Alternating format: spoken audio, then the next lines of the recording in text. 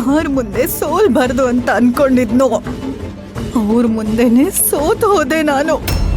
ಮೆಲ್ಲಗ್ ಮಾತಾಡು, ಯಾರಾದ್ರೂ ಕೇಳಿಸ್ಕೊಂಡ್ರೆ ಕಷ್ಟ ಆಗತ್ತೆ. ಏನಾಯ್ತು ಹೇಳು.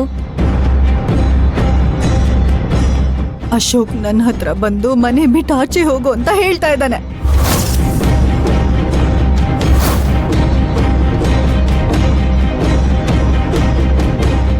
ನಿನ್ನ ಅವನ ಮಧ್ಯೆ ಡಿಸ್ಟೆನ್ಸ್ ಮೇಂಟೈನ್ ಮಾಡ್ತಿದ್ದಾನೆ ಅನ್ಕೊಂಡೆ.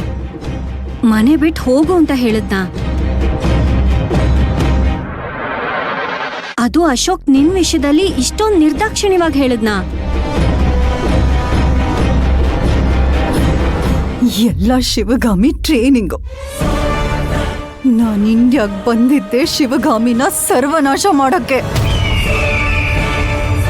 ನಾನು ಕ್ವೀನ್ ಮೇರಿ ಯೂನಿವರ್ಸಿಟಿಯಲ್ಲಿ MBA ಮಾಡಬೇಕು ಅನ್ನೋದು ನನ್ನ ಜೀವನದ ಗುರಿ ಆಗಿತ್ತು. ಅದರಲ್ಲಿ ನನಗೆ ಸೀಟ್ ಸಿಕ್ಕಿತ್ತು. ಆದ್ರೆ ಆ ಶಿವಗಾಮಿ ಅವಳ ಹಣ, ಇನ್ಫ್ಲೂಯೆನ್ಸ್ನ ಯೂಸ್ ಮಾಡಿ ಅವಳ ತಂಗಿಗೆ ಆ ಸೀಟ್ ಕೊಡ್ಸಿದ್ಲು. ಅವಳಿಂದಾನೆ ನನ್ನ ಎಜುಕೇಶನ್ ಕನಸು ಹಾಳಾಗಿದ್ದು. ಆ ನೋವಲ್ಲಿ ಹಿಮಾಲಯ, ಕಾಶಿ ಅಂತ ತಿರುಗಾಡ್ತಾ ಇದ್ದೆ. ಆವಾಗ್ಲೇ ನನಗೆ ಆದಿಗುರು ಪರಿಚಯ ಆಗಿದ್ದು. ಮಲ್ಟಿನ್ಯಾಷನಲ್ ಕಂಪನಿಯಲ್ಲಿ ಕೋಟ್ಯಾಂತರ ರೂಪಾಯಿ ಪ್ಯಾಕೇಜ್ ಅಲ್ಲಿ ಅಂತ ಪೋಸ್ಟಿಂಗ್ ಅಲ್ಲಿ ಇರ್ಬೇಕಾಗಿರೋಳು ನಾನು